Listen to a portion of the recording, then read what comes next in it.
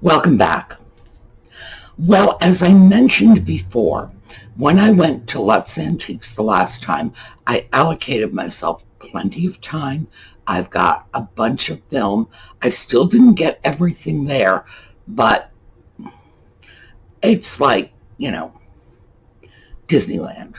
Just nothing but old stuff, one piece after another. So, and of course, they change their stock. Things get sold, new things get brought in. So whenever I go there, it's kind of a new adventure. But I've still got plenty of film footage, so we're going to look at a few more interesting things from Lutz Antiques today.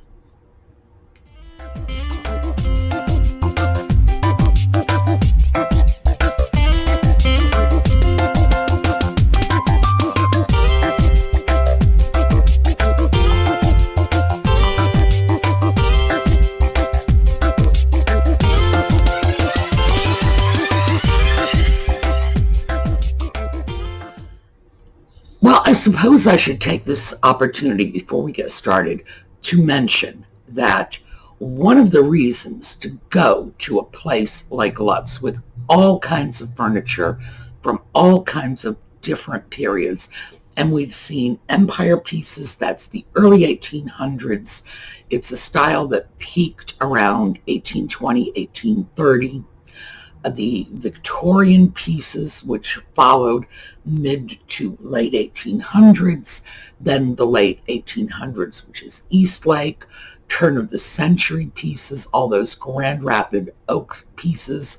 Got some lovely pieces, some Art Deco pieces from the 20s, plus a lot of the more pedestrian farmhouse style from the 1920s. They have antique revival pieces from the 30s and 40s when we had a chance to see Chippendale revival pieces. We saw Empire revival pieces. In fact, there is an Empire revival piece in the film I want to show you today.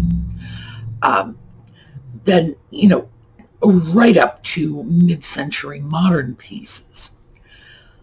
Well, Lutz Antiques is in Carlisle, Pennsylvania, which is, I've attended universities that are bigger than this city. I swear that is the truth.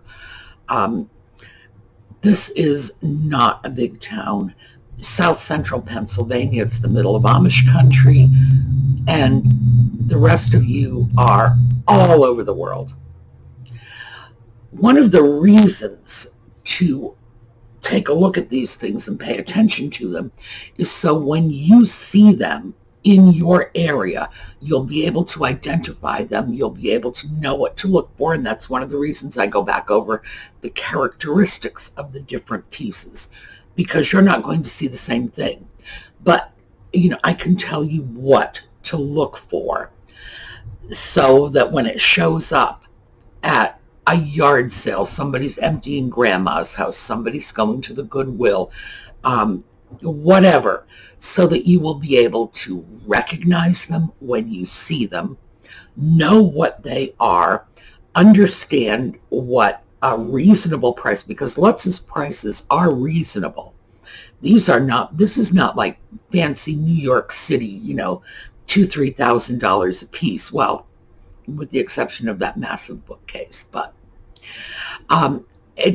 they're not expensive. This is reasonably priced furniture for a market that is in a town that's smaller than universities I've gone to. So that kind of tells you they can't charge New York City or Los Angeles prices. So the prices are reasonable, and that will give you some sense of what a reasonable retail price is, so that when you see, for example, a nice American Empire bureau in your own Goodwill or at a yard sale, at a secondhand shop, whatever, you will know what it's worth. And this isn't even what it's worth in New York City, as I say. So you will know that, if somebody's selling it for $40 or $50, boy, go get a truck and haul that thing home.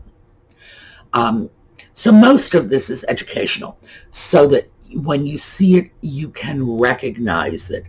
Also, things like this, seeing a lot of different styles of antiques and vintage furniture allows us to explore our own tastes. What are the pieces that resonate with you? What are the things that you look at and say, that doesn't look like anything I have in my own home, but I love it to death. And I wouldn't mind living in a house surrounded by furniture like this. Um, that's how I got my own style, which is weird. The chair behind me is mid-century modern. It's 1950s all the way. The bookcase next to it is East, like 1880s, 1890s. The lamp behind the chair is Art Deco, you know. So yeah, when I say my style, it's sort of my weird conglomeration of all manner of styles. The other light over here that is giving us a lot of illumination is steampunk. So my tastes are all over the place. Oh yeah, I keep forgetting. And then there's a Chinese wall screen on the back. Talk about eclectic. I mean, it's like little bits and pieces of everything. But I was able to sort of develop that style for myself simply by touring antique shops, digging around in junk furniture shops in New England. And in New England, there are basically two kinds of antique shops. There are fancy la-la antique shops where you go in and the wood is all polished and the marble is all squeaky clean and bright and white and whatnot. And then the other ones where you have to wear steel-toed boots because you are going to be climbing into the loft of a barn. So, oh, and that's where I used to buy my things, not in the fancy la-la furniture polish and all the marble. No. I don't think so. So I'm hoping that at least some of this is educational in terms of helping you recognize what you see, but educational on a more personal level to help you feel your way through and figure out what your own taste is. Because I have to say, my own taste is not settling even now. I still see things I like and think, I really want a nice, streamlined, modern kitchen. It's evolving. It's a process. All right, baby. All right, let's take a look at a Mission Arts and Crafts style piece this is a Wagon Jack candle stand. All right, okay. He tried to jump and didn't make it. That must be very humiliating for a cat. Cats jump. Yes, and you fell. You should be ashamed of yourself. Wagon Jack candle stand. It is an arts and crafts style piece that has a very inventive little mechanism for raising and lowering the candles. So let's take a look.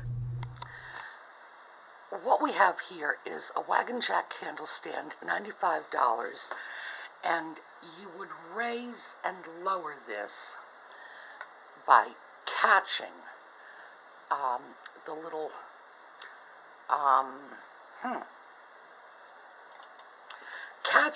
little catch pieces.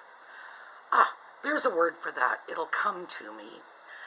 On this piece here, notice the Mission styling once again. These crossbars down at the bottom, the squared off and totally unadorned legs here. This is what I was talking about when I said in Mission furniture you see the fasteners, and these were plugs put in over the screws. They like to show off the way things went together. Nice, interesting Mission piece. I thought that was so cute, and I was just at a loss for words how to describe that. Those little notches and that little pointed piece. that fit into the notches so it would go up and down even now. And it's actually been in my head for a while. I still don't have the adequate vocabulary to explain how that cute little piece worked. That is the sort of thing that the technology is so old, it's probably medieval. And farmers would have been making furniture like that out in the shed, for generations. So pieces like that are very, very interesting to me. Yes, I know. The next piece also really struck me as remarkably inventive, old-fashioned technology at work. So take a look at this. Victorian Wicker baby buggy, $2.65.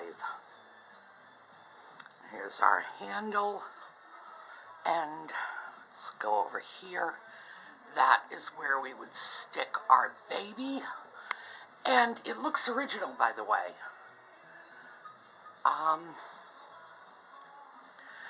Very interesting piece. And notice, it's sprung. See, let's see. Well, I'm going to go here. There you go. See? It gives so the baby doesn't get too jostled.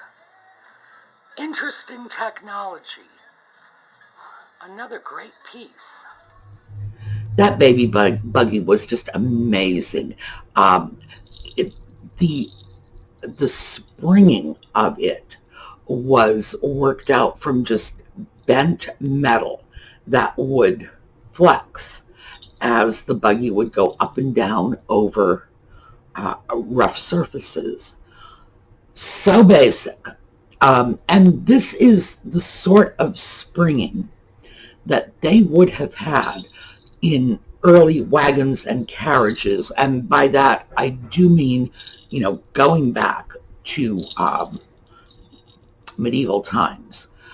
Most of their wagons, by the way, were completely unsprung.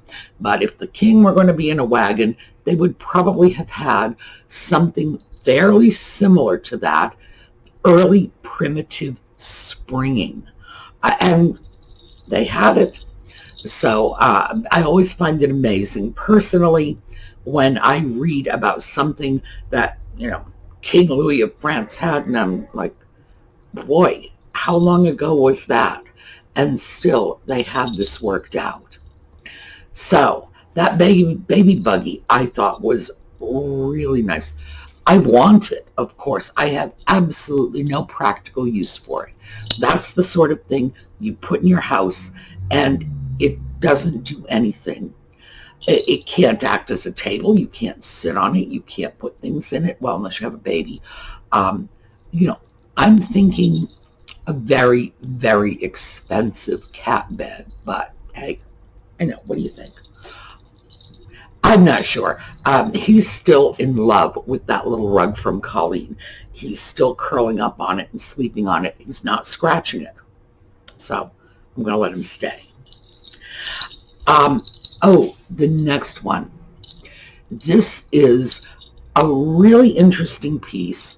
I'm fairly certain it is a 20th century piece, and it is a hall rack, like a giant coat tree.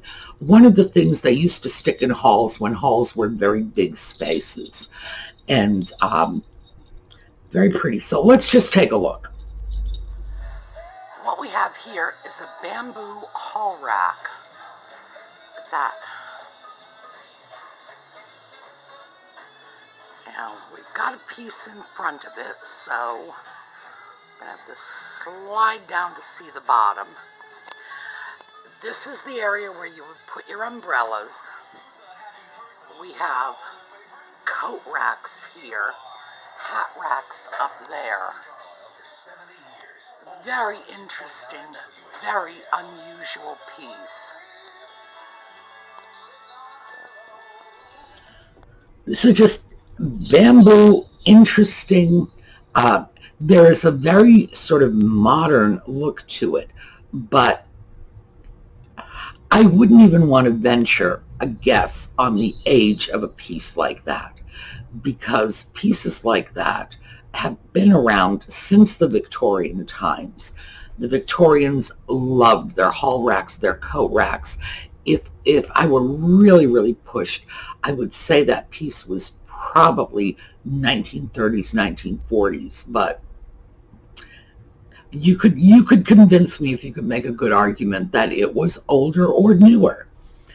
Oh, another coat rack. This one, oh my word. I just stood there with my mouth hanging open. Here you go. All right, we have yet another rack with a bear head and bear paws. But look at the wood. Notice we've got the reading and fluting here, the spoon carving, the little scallop. So we know what this is. This is Eastlake.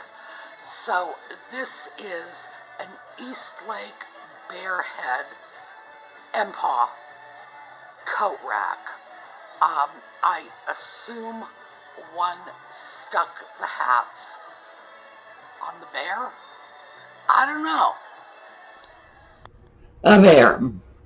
Like a bear with paws and... Now I have to tell you that I sort of have this, Ace Ventura pet detective response when I see something like that. It's like, oh, your room of death.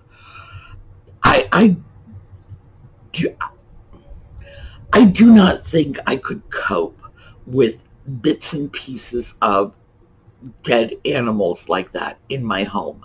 But I have to give them this. That is an interesting piece.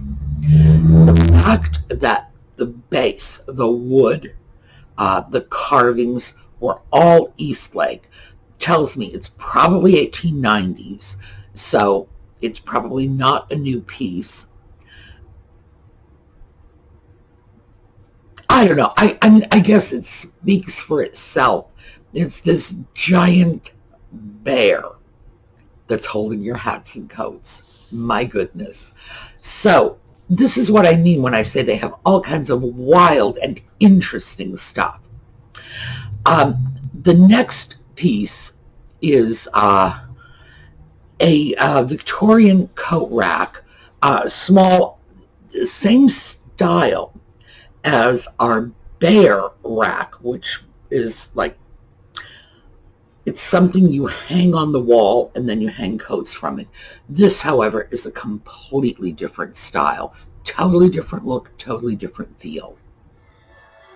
All right, $265 for this, which is a wall-mounted coat and hat rack.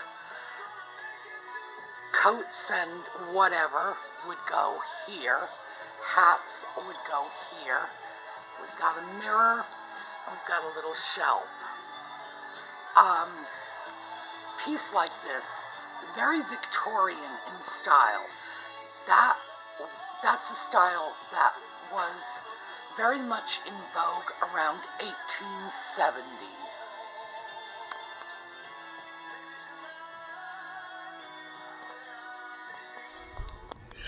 Now, a piece like that is just Victorian. And you find the term Victorian used to describe all kinds of stuff. And usually I tend to avoid that unless I'm looking at like the furniture of John Belter, that sort of high-end Victorian furniture. The sets have gone with the wind, basically. That I will describe as Victorian. I'll usually describe it as Belter Victorian. But this little coat rack, this hall rack, hat rack, whatever, was just, I would say I put that at about 1870. For lack of a better term, I would toss in the catch-all sort of Victorian, because it's simply around the beginning of the fourth quarter of the 19th century, basically. 1870, 1875, the high end of Victorian. And I wish, frankly, that we had some better terms, because when we talk about Victorian furniture, we can be talking about anything from the simpler furniture that was influenced by the Empire style, right up to, John Henry Belter and the carved and molded rosewood and, the red velvet upholstery and whatnot. And like I say, just think of the sets from Gone with the Wind. That's what should be coming to your mind. That ultra high-end Victorian. So I wish we had some other words, because it's a catch-all term that describes everything. Victoria had a very lengthy reign, so we're talking about a period of around 60 years. So, I don't know. I want a better vocabulary. And speaking of empire, we've got an empire piece here, and this is Empire Revival from the 30s, but the style is just pure empire. So let's take a look. All right, 675, signed limber walnut 1930s server. Let's back up. This is empire style. Now, obviously, 1930s, it's not empire, but what you want to look at is right here. Notice here, we'll go over to this side so you can see these rounded drawer fronts. And again, as I mentioned before, and I keep mentioning, empire pieces all seem to have this very top-heavy look. And frankly, I attribute that to the influence of the really ancient. We're not just talking ordinary old. We are talking really ancient Greek cultures that Napoleon's empirical adventures were uncovering. And notice here, I'm going to move that out of the way, but I want you to see it. Remember the broken bonnet high boy, and notice we've got that style incorporated too. Now, I screwed up in there. I was talking about Napoleon's empirical adventures, right? Well, empirical is not. It's imperial. And it's odd to me because both those words are commonly in my vocabulary. Empirical means those things which we can verify by observation and not just theoretical concepts. Imperial means empire building. And when Napoleon, the empire period refers to Napoleon, as I say, it peaked around 1830. When Napoleon was out to become the next Alexander and rule the world, he sent troops everywhere. He had troops in Greece, in Egypt, in Italy, just you name it. What we tend to be most familiar with culturally is the Napoleonic Wars with England, because of our shared history with the British Empire, having been a colony of theirs at one point in our far distant past. We have a sort of cultural bias toward British history, shared language, shared culture, that sort of thing. So when we think about Napoleonic Wars, we are thinking about England. No, that guy was all over Russia. The guy was in Russia. He was determined to rule the world. But when he was in Egypt, in Greece, in Italy, the styles, the classical era styles, were brought back to France. So the Empire period, and this is a period we have in furniture, is Greek Empire, Roman Empire, Egyptian Empire. That was, these were influences in the furniture. Some just unbelievably gorgeous, gorgeous pieces came out of that era. But the pieces we have seen at Lutz are American Empire. American Empire pieces were chunky and chubby. And for some reason, they had that top-heavy look. The upper drawers of the dresser would protrude a little from the lower drawers, and they would often be supported by columns. They used mahogany. They tended to use veneers to really show off the graining of the wood. They were simple pieces. They looked heavy. They were heavy. I mean, physically heavy. These were pieces you wouldn't want to have to pick up and move across the room by yourself. And they looked it. Empire pieces, you can still find them. Those are pieces that at this point are 200 years old. We are talking serious antique pieces. So if you find them, the antique value alone makes it worth acquiring them. Even if you don't find the style, give them to your brother-in-law, but pieces like that should be acquired, preserved, protected for the next generation. So, Empire, keep an eye out for it. We are running out of time, so I think the final, no, we're going to do two more pieces and then we're going to call it. We're going to take a look at a 1930s mirror. Well, this is 1930s to 1950s, so let me just say that. It could be a 50s version of a 30s mirror. In the 1930s through the 1950s, flamingos and swans and whatnot were just very much in vogue. Places like California and Florida were becoming vacation spots. And I went in to the restroom in Lutz and saw this gorgeous mirror. So here you go. Okay, we are in the restroom, hence the echo. Take a look at this mirror. 1950s with the flamingos painted on it. Very Miami. In fact, I had a mirror like this years ago when I was living in a mid-50s house. I thought, mid-50s gotta have the flamingos. And the bathroom was pink and black tiles. So I thought, ooh, really worked. Nice to see somebody else has the same idea.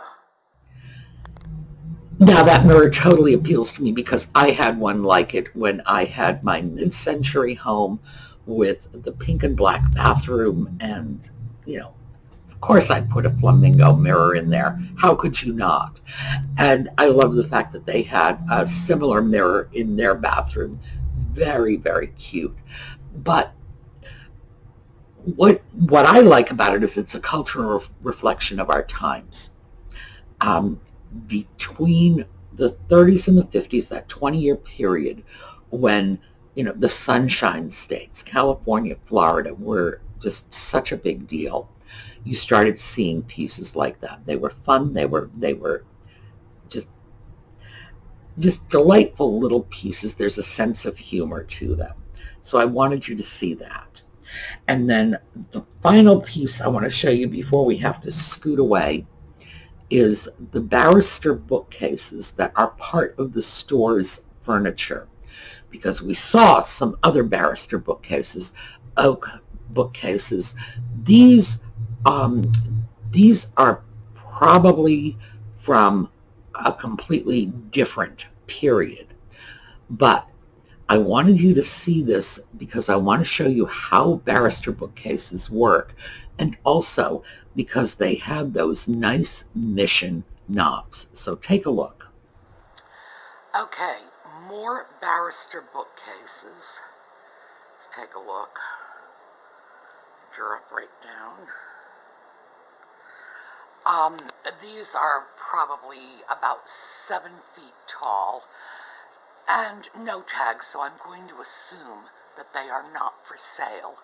But let's take a look at this, because we've been looking at mission oak pieces, and this little knob is very typical of mission oak. And this is what I said I should have shown you before and did not, how they work. You just lift the glass and slide it in, which is one of the things people love about these Barrister bookcases. The doors slide out of the way so you can have the glass exposed or the glass hidden and protected. And there were just, there was a whole wall of those bookcases. In fact, I think there were 2 walls of those bookcases. So, great. And if you can ever come across Barrister bookcases, even the newer ones, and they were creating repros of them in the 70s and 80s, grab them up. Even the repros are valuable. So, Barrister bookcases, throw that in the back of your head. You see that, you get a good price, you will have no trouble reselling those. All right, so that's what we've got for today. While you are watching this, I am at Bedford Antiques checking out smaller goods. So, we'll see you tomorrow.